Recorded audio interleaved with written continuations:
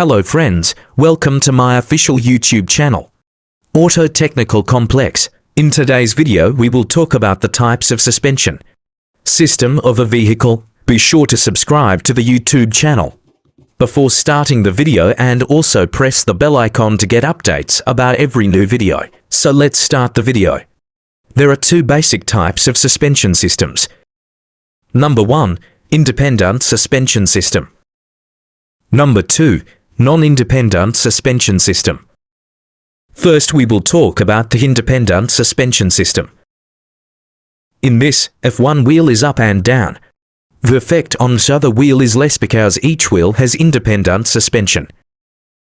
The movement of one wheel does not directly affect the other wheel. It has several types and is the most commonly used type in modern cars.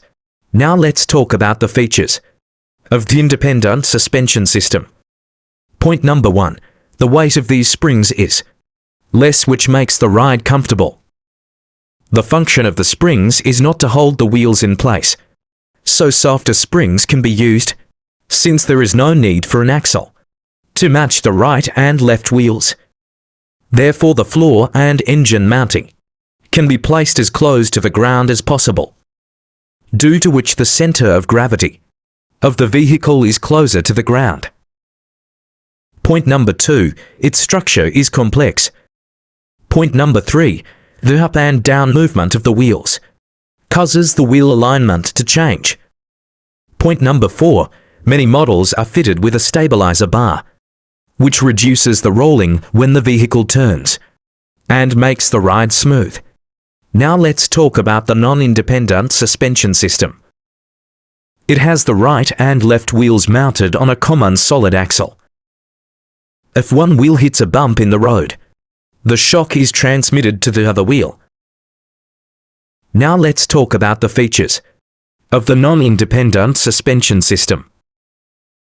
Point number 1, it has less number of parts used, and the structure is simple, due to which repair is easy. Point number 2, extremely durable for heavy-duty use. Point number 3, the body leans slightly when the vehicle turns. Point number 4, the up and down movement of the wheels causes slight changes in alignment, due to which the tires wear more. Point number 5, since the weight of these springs is high, the ride is not very comfortable. Point number 6, since the movement of both the wheels affects each other, therefore a bump or bump under a wheel bends the entire body. This was our video. If you liked the video, please like, share the video.